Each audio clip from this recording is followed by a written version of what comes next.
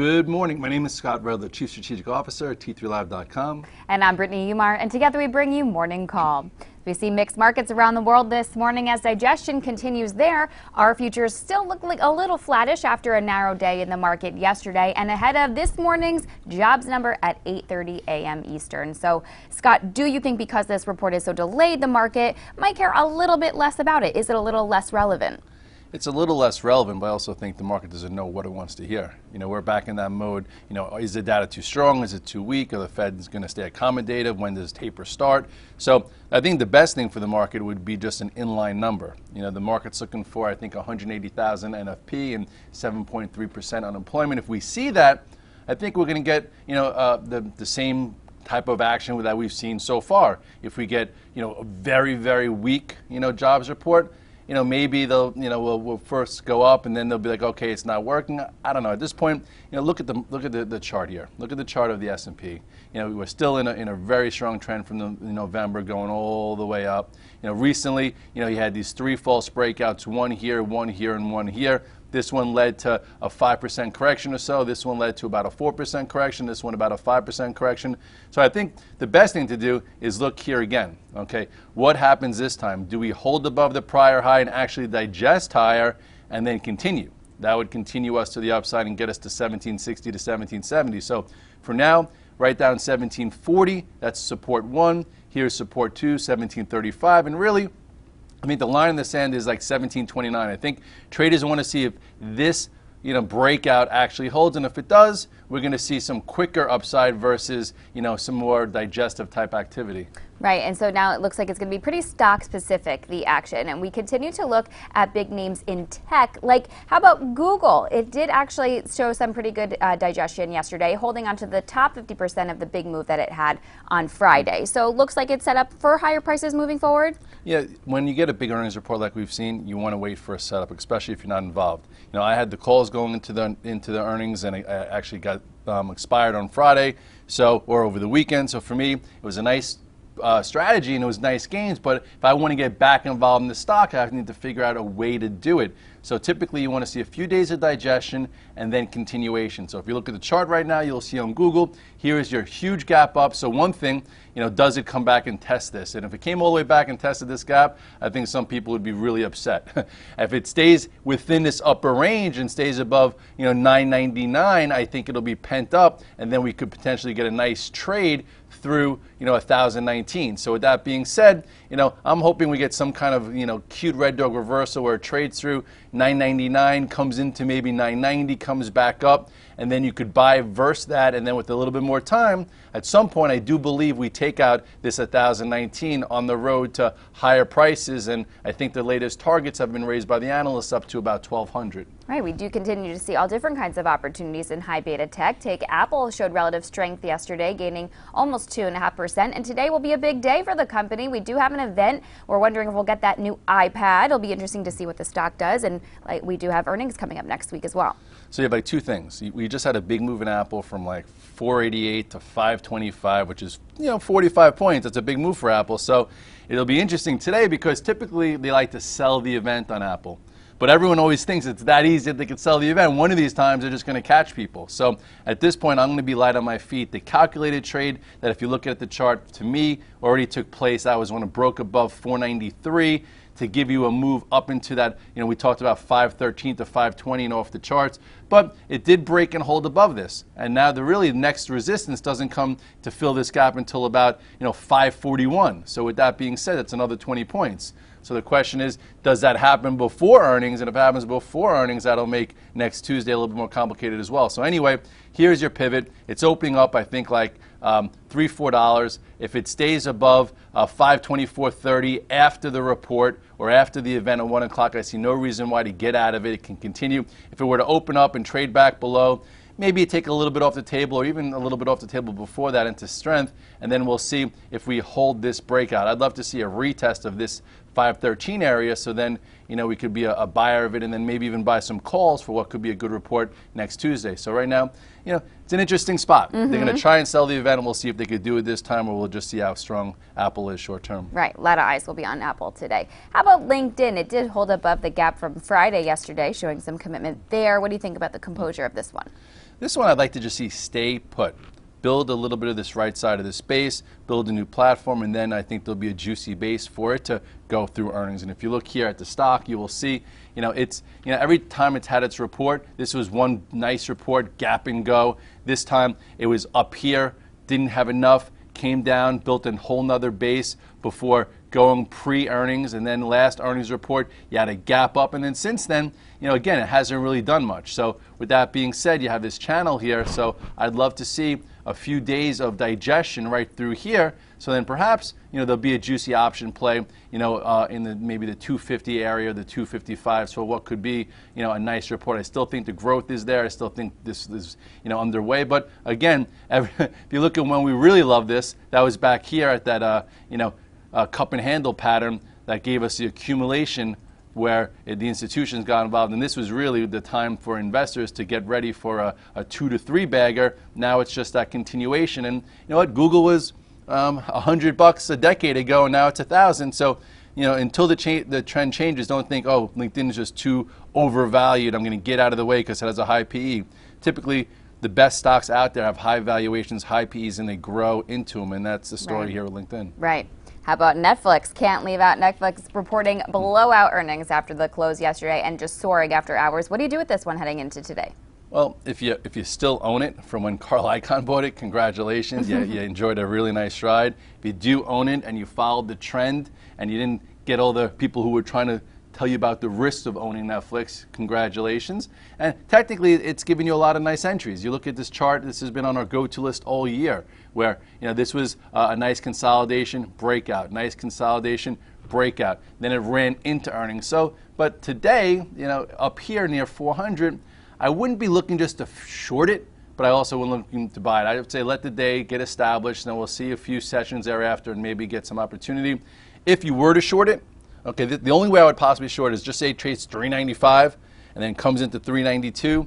You short verse that 395. You give yourself 3 points, a level versus a level. Same way, if they pull Netflix in down to 385, just say, and then it comes off it to 388 and you're an intraday trader, you buy verse 385, so then you have a 3%, $3 stop, and then maybe it continues kind of like a Google did afterwards. So I would do, if you're non-involved, it's a level versus a level, whether you want to be short or long, or you just avoid and wait for another setup. And if you're involved already, congratulations, you enjoyed a nice run in the stock market, made you some money. Now, what about Facebook? We saw Facebook hold Friday's gap as well. Would you say this is a similar case then to LinkedIn, where it just needs to stay put and take a breather for a bit? I'd like it to. This stock isn't the same as LinkedIn because it's been making higher highs the whole way. It's been, darling, lots of nice setups. And recently, yesterday, it was a little weaker. I actually made some cute money short, and I'm a little short overnight. You can see that by the virtual trade floor. So I'm not going to be stubborn here. This was the gap and go on earnings. And then here was one entry, another entry, your last entry, and then here we are. Take a closer look here.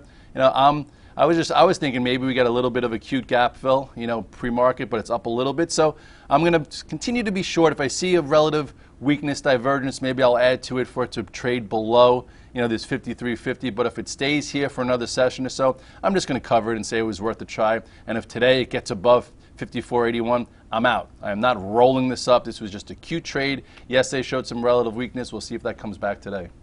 All right, coming up, we're going to go in the trenches with some solar stocks, which were showing some signs of exhaustion yesterday. But first, a quick commercial break. We'll be right back. I'm Evan Lazarus, Chief Knowledge Officer for T3Live.com. You don't become a great trader by watching videos and taking courses. You become a great trader through live screen time. Accelerate that learning curve by tapping into the experience of seasoned professionals. Currently, we're offering 5-day free trials to each of our 4 mentoring rooms. In the mentoring rooms, we teach our strategies in the context of the live market. To sign up for a free trial, go to the T3 Live education page, fill out the form, and get started when the next trading session begins. We hope to see you in one of our mentoring rooms. We're back and going in the trenches with solar stocks, which showed some signs of exhaustion yesterday. Take Solar City, for example, which after a monster move did take a break yesterday and wound up closing on lows. So should we be bracing for a little more downside action here? Well, I think some of us are trading for it. I actually took a little bit home short. Guys in the afternoon caught a nice trade there. One of those gap and trap type trades after a huge move. And believe me, the majority of the money has been made to the long side. There's been a lot of setups to the long side, but anytime you get too extended, if you're active and you have the right strategy, you could make some cute cash flow. So today it'll be interesting to see if we get any follow through to the downside. You look at the chart of Solar City, you will see that last time we got really excited about it was right here because you had a nice wide range bar, held the top third, boom, traded through it into the highs, opened above it, and then yesterday you had that exhaustion move. You go to the 5-minute chart, so to speak here, okay, and you will see that it wound up giving you a nice rollover trade. And it happened at 2 o'clock. If you tried it too often within here during the day, you didn't get paid, but if you tried it once it broke here, it gave you a nice move to the downside. So with that being said, I think it's up a little bit pre-market. So I would say if you want to try and short a bounce, if you didn't take it home short, see how it handles this 60-61. Okay, if it doesn't get back above 60 and starts to trade lower, then I think maybe you get a continuation trade below yesterday's low of 56.99 or 57 for a move down to, I wouldn't look for too much, but no reason why you can't see 55 or 54, and then at that point, let's see if we see a setup to buy. This is just something to do actively. If you wanted to just wait on the sideline, that's fine. If you're looking for this day-and-a-half short strategy, it's happened before, and active traders could actually make money there. All right, what about JK Solar? We saw this one pull back 2.5% off its highs. What are the levels to watch here? This is very similar. It's had a big move. There's been much more bigger money made to the long side. So now the question is, what type of retracement do you get? You look here, you'll also see that this one, actually topped out yesterday. But look how it definitely shook things up if you had too much, and then wound up trading below the prior day low. So now at this particular point, perhaps it trades down to here. So maybe you get a little continuation, and then if it protects this gap, that's a spot to maybe look for a long. So another one that's had a heck of a run, and if you want to be cute, sell some, maybe look for a short, but the trend still is to the upside. And Canadian Solar, this one actually put in a red dog reversal yesterday. Somewhat, yes it did. And after an enormous move, you look at some of the, that's why the luxury of trading a group is good. It's like when you trade a group, if some things start to go red and some things run out of gas, you're like, what's next? And that's what people were doing on my office yesterday in the afternoon. Like, okay, Solar's had a big run. They're a bit exhausted. What could we potentially either get out of longs with or sell short? And you look here, it too had a decent move where it broke above the prior day high, came below it. So now the question is, can it go hit the 8-day? But overall, the trend is still strong. Look at the 8 and 21 day. It's just very extended. So entries and exits matter. If you buy wrong, you might not be able to hold on through a correction. And if you actually stay short too long, you might not be able to buy the dip. So I would say maybe 2150 gets tested in the next few sessions. And Yingli also looks like it's lost some momentum. What would you say is the key level of support that it needs to hold? Well, this one's interesting because it has an upper wedge. So if we look here at YGE, you'll see this was one of the cheaper ones anyway. So here was your outside day, this one right here, and that was your 2-day move. And if you didn't get out there, you now have this wedge. So it'll be interesting to see if something could actually break lower. So below 768. Or something around there, then you have this $7 support. So if the solars, that are up a little bit after yesterday's decline start to go red, this one might be able to give you a nice little trade to the low 7s. So keep that on the radar too. Well, speaking of a wedge pattern, now don't you see one here in Yahoo? Let's check in on this one. Yep, and Yahoo's been an unbelievable vehicle for longs all year. I had it in my 2013 thesis. It exceeded all my targets, and I left too much money on the table there. But that's me. Let's talk about the stock. Here, trying to break above this resistance. I wouldn't get too heavy here, though. Look at the size of the move that Yahoo's had this year. So I wouldn't want to see you getting, too overly long up here. Same way, I wouldn't want to see you just fighting it short. So if it gets above yesterday's high of 34.35, here is the pivot for 2013 of 35. But if you are also trying to be short, like some people were trying to be here, if you see a bar like this, get out of the way. So overall, though, looks still strong. And Disney looks like it was pushing into resistance yesterday as well. The stock has been climbing higher. What do you think? Do you think it'll have enough power to break through? This is something we've been watching. I have a feeler on also, and this, I don't trade down names that often, but some people in the row are saying, look at Disney, look at the strong pattern, and I looked at it, and if you look here, it has a really nice long base. Okay, this is a base that started in April, so April, May, June, July, like 7-8 months, and it's just coming back up here, so that means there's a lot of accumulation starting to poke its nose through it. So it does look like it could break out. We're in a strong market. If the market's going to make new highs, I think Disney is going to be right in there with it. And Caterpillar has earnings on Wednesday before the open. I know you don't traditionally take stocks into earnings, but anything that you might do with this one? Yesterday I bought some calls because people are like, oh, what else could we potentially make money with in options for earnings? And everyone always is feeding for ideas. And with the way the market is now, there are some money managers looking for high quality names that could potentially, play a little catch up. Obviously, with China, we saw weakness in IBM, which is a stock that I've said to mostly avoid for this year. Same thing, McDonald's just showed weakness. I haven't been trading that, but you look at Caterpillar, you look at the chart here, and first of all, look where it came from. Way back when. This stock's been out of play now for a long time. Here's your double top. Here's your inside coil. So if it's in line, I think that maybe we get a 90 plus number, and then maybe within a week or so, closer to 93. So what I did, just because I'm playing it for earnings, I'm not a Caterpillar fan. I bought the $88 calls, I believe, yesterday morning for something like $1. And I think if it's a good play, maybe it goes to 90 and change and at least test this 90.69, which would give you about a $2.50 to $3 option, which is a 1 to 3 risk reward. So that's something I would want taking. And if it actually is positive, I think you get 92, 93. So I think it's calculated. There's a nice action area. Maybe it trades above it before. So I just put some money at work, not like the same amount of money I put in for Google, but something to do. And I'm not, I'm not buying the stock here because, again, it's a laggard stock, but it's worthy of some kind of option strategy if you're looking for some type of trade.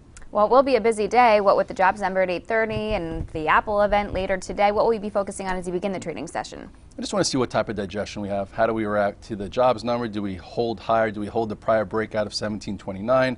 Does high beta continue to hold up well? Do the banks actually get a little bit better? They've been a little lethargic with the JP Morgan news. So there's a lot to do. I wouldn't overtrade because, again, we're working off an overbought condition. But, stock selection more recently has really mattered as the market just tries to digest. So I'm going to look at Netflix, see how it does, see how, I'm in Apple right now. I might sell before the news and see if there's another trade there, and then just, continue to take trades and move and groove. All right. Well, with that said, happy trading. Have a great day.